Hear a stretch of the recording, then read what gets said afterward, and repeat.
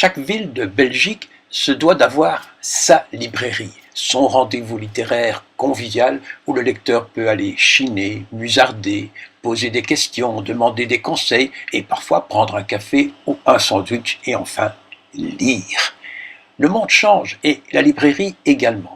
En 2016, à l'époque d'Amazon, un libraire ne peut plus se contenter de vendre des bouquins, mais doit devenir une sorte d'animateur culturel. Et seuls ceux qui réussissent à le faire tiennent et durent. Et les autres, eh bien, ils disparaissent. Alors, chaque fois que nous rencontrons une librairie moderne, nous nous précipitons pour en parler. Graffiti à Waterloo, Filigrane à Bao, Cook & Book, Maelstrom à Bruxelles, le point-virgule à Namur, le mot passant à Jette-le-Chaboté à Rixensart et, ici même, à Braine-l'Alleud, bien sûr, le Baobab. Il en reste une petite cinquantaine dans l'ensemble de la partie francophone du pays, contre plusieurs centaines il y a 20 ans. En fait, un métier difficile, mais passionnant. Il faut être complètement fou pour ouvrir une librairie. Oui, c'est vrai, on me l'avait dit. Parce qu'il y a beaucoup de gens qui disent on arrive tout juste à en sortir en vendant des bouquins. Oui, c'est vrai. C'est vrai, j'avais fait toute une petite enquête avant de commencer. Tout le monde m'a dit ne fais jamais ça.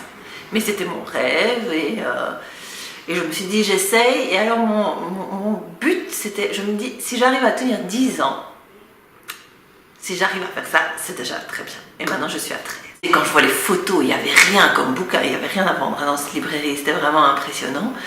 Évidemment, vu de l'extérieur, la maison est, je dirais, banale. Ouais. Mais une fois qu'on rentre à l'intérieur, on est sidéré d'abord par la beauté, ça a été remarquablement pensé. Ouais. Le nombre de bouquins, c'est à foison. Ouais.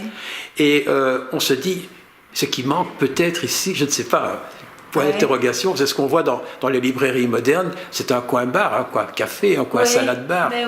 Et à mon avis, il y a tout ici pour le faire, mais est-ce que ce serait rentable ? Voilà. Et moi, je ne suis pas convaincue. Et entre autres, je ne suis pas convaincue qu'il y a le temps pour faire ça à certaines périodes de l'année. Oui, on ne peut pas engager quelqu'un pour ça. Alors... Mais non, voilà, engager quelqu'un sûrement pas, parce que moi, je suis déjà super fière d'engager Camille plein temps, quoi. Ça, c'est vraiment mon grand défi des 2 dernières années, c'était d'arriver à ça, parce que je sentais bien que physiquement, j'y arriverais pas. Et donc, ça, c'est vraiment mon...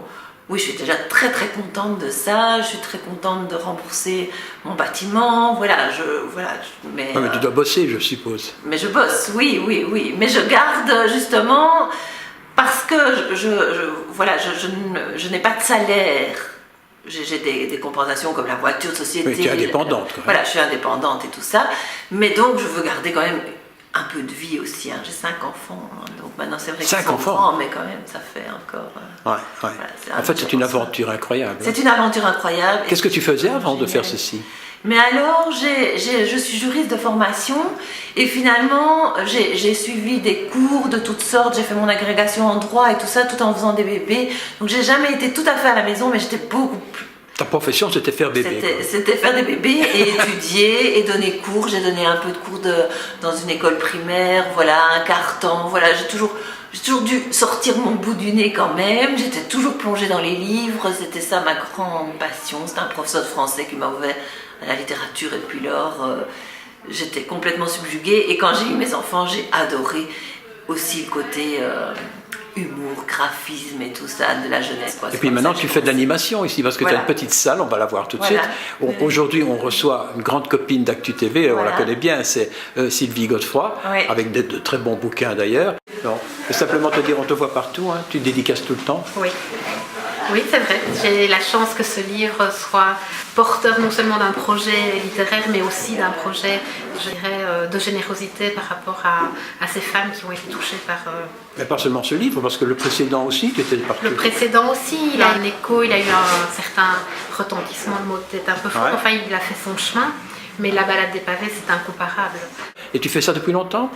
Alors justement, c'est depuis que la librairie s'est agrandie, ce qui n'est pas depuis tellement longtemps. Parce que ça fait 3 ans une salle pour recevoir maintenant. J'ai une salle pour recevoir et donc on a commencé, on a reçu entre autres Alain Béronneau, qui est passé dans l'émission aussi. Oui, Isabelle Barry aussi avec son livre Zebraska qui a dû revenir une 2e fois tellement on a eu de succès avec elle. J'adore écouter un auteur qui transmet sa passion du livre et de la lecture et tout.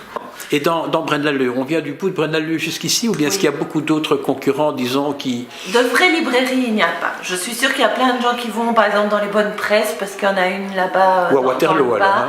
Et alors, il y a Waterloo, effectivement. Graffiti, hein. Graffiti à Waterloo, et à Nivelles, le Petit Prince et la boutique des mots. Oui, mais enfin, on est déjà dans une autre ville. Voilà, tout à fait. Donc ta place, elle est bien prise. Elle est vraiment bien prise, et c'est comme ça que j'ai ouvert ma librairie.